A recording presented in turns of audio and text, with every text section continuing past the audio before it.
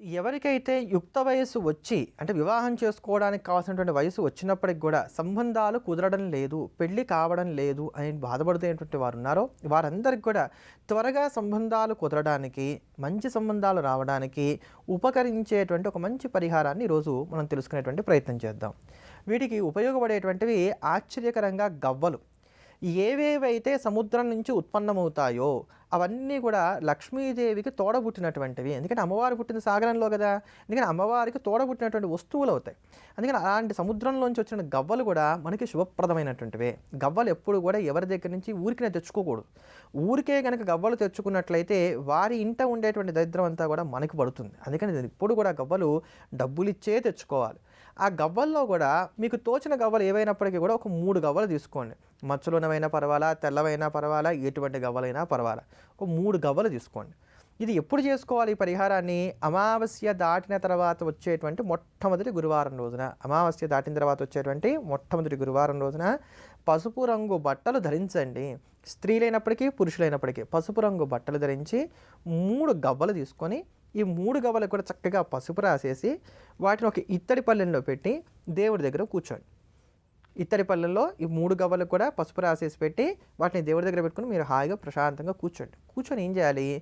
గంగాజలంతో తడిపినటువంటి కుంకుమ పువ్వును, గంగాజలంతో తడిపినటువంటి కుంకుమ పువ్వును ఈ 3 గవ్వలకు కూడా అలంకారం చేయండి. చాలా తేలిక. ఇలా అలంకారం చేసిన తర్వాత పసుపు కొమ్ములు ఉంటాయిగా, వాటితో ఒక దండ తయారు చేసుకోండి. 108 పసుపు కొమ్ములతో ఒక దండ తయారు చేసుకోండి. వాటిని మధ్యలోకి విరిచైనా మీరు దండలాగా కట్టుకోవచ్చు, లేదా ఒక్కొక్క పసుపు కొమ్ముతో అయినా సరే దండలాగా కట్టుకోవచ్చు. 108 పసుపు కొమ్ములతో దండలాగా కట్టుకొని ఒక్కొక్క పసుపు కొమ్ముతోటి ఓం గురుదేవాయ నమః అని లెక్కిస్తూ రండి. ఒకవేళ ఇలా దండలాగా కట్టి లెక్క పెట్టడం కష్టంగా ఉంటే 108 పసుపు కొమ్ములు తీసుకోండి. ఒక్కొక్క పసుపు కొమ్ముని పక్కన పెట్టుకుంటూ ఓం గురుదేవాయ నమః, ఓం గురుదేవాయ నమః, ఓం గురుదేవాయ నమః, ఓం గురుదేవాయ నమః అంటూ బృహస్పతికి నమస్కారం చేయాలి. నవగ్రహాలు ఉన్నటువంటి గురుడికి నమస్కారం చేయాలి. 108 పసుపు కొమ్ములు తీసుకోండి. ఒక్కొక్క పసుపు కొమ్ము పక్కన పెడుతూ ఓం గురుదేవాయ నమః అంటూ బృహస్పతికి నమస్కారం చేయండి. ఇలా 3 సార్లు చేయండి. అంటే 108 సార్లు చేయాలి. ఇలా చేసేసిన తర్వాత ఈ 3 గవ్వలు ఏవైతున్నాయో వీటికి నమస్కారం చేసుకొని ఒక పసుపు రంగు బట్టలో ఈ 3 గవ్వలు కూడా పెట్టి మూట కట్టి ఉతికిన బట్టలన్నీ కూడా దాచుకునేటువంటి బీరువా ఏదైతే ఉందో ఆ బీరువాలో పెట్టండి. ఇంత మీరు చేయవలసింది. ఇలా చేసినట్లయితే కనుక మంచి సంబంధాలు వస్తాయి, చక్కటి సంబంధాలు వస్తాయి.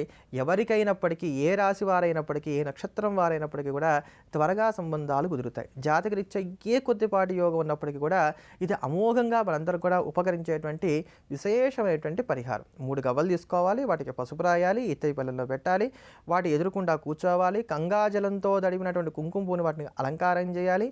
ఓం గురుదేవాయ నమః అంటూ పసుపు కొమ్ములతో లెక్కిస్తూ 316 సార్లు జపం చేయాలి. 316 సార్లు, కనీసం తక్కువ కాకుండా జపం చేయాలి. జపం చేశాక పసుపు రంగు బట్టలో ఈ 3 గవ్వలు కూడా పెట్టేసి మూట కట్టేసి బీరువాలో దాచిపెట్టుకోవాలి, బట్టల బీరువాలో దాచిపెట్టేసుకోవాలి. ఇంతే మనం చేయవలసింది. ఇలా చేసినట్లయితే ఖచ్చితంగా వివాహ యత్నాలన్నీ కూడా ఫలప్రదమవుతాయి. ఇటువంటి మరిన్ని అద్భుతమైనటువంటి పరిహారాల గురించి తెలుసుకోబోయే ముందుగా మంగళవారం నాడు ఆరాధనలు అందుకునేటువంటి సుబ్రహ్మణ్యేశ్వర స్వామి వారికి సంబంధించిన సుబ్రహ్మణ్య అష్టకాన్ని శ్రవణం చేద్దాం. నువ్వు ఇంకేమన్నా చెప్పాలా? ఇంకేమన్నా అబద్ధం చెప్పాలనుకుంటే చెప్పేయి. నేను చూడాలనుకుంటున్నాను నన్ను మోసం చేయడానికి నువ్వు ఎంత నీచానికి దిగజారగలవు అని. ఎందుకు ఆలియా, ఎందుకు నువ్వు ఇలా చేసావు? నీకు తెలుసు కదా నానమ్మ తర్వాత నీ ఒక్కదానిని కదా నేను పూర్తిగా నమ్మేది. ఏమన్నావు నువ్వు? ఈ మధ్య అన్నిటినీ మర్చిపోతున్నావా? అది చాలు.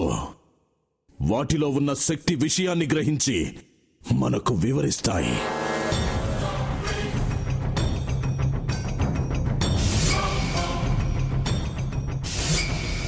ఎవరు ఆ దండ విప్పొద్దు, గది తలుపులు తెరవద్దు.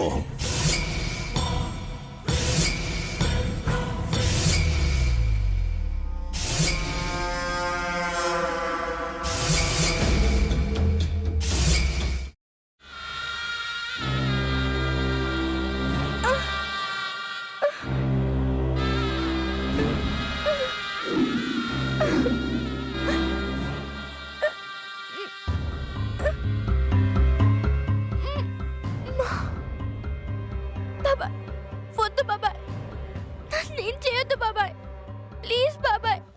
నీకు నిజం తెలిసినప్పుడే నా ఆలోచనలో నువ్వు చచ్చిపోయావు. అబ్బా ప్లీజ్ కొంచెం తినండి ప్లీజ్. భీమారావు గారు మీరా? ఇగో మీరా కాదు సక్కుబాయ్. అవును, మీ పనామే లేచిపోయిందని చెప్పి కంప్లైంట్ ఇచ్చినావు కదా. రేయ్, ఆయన కంప్లైంట్ ఇచ్చింది లేచిపోయిందని కాదు, కనిపించడం లేదు అని. అట్లానా? సరే మేడం. ఇడియట్. ఆ వంట మనిషి పేరేంటన్నారు? రత్తాలు మేడం. ఏం పెద్ద మంచి, నీ వంట మంచిని కూడా మేడం అని పిలుస్తావా? రేయ్ హాఫ్ బ్రెయిన్,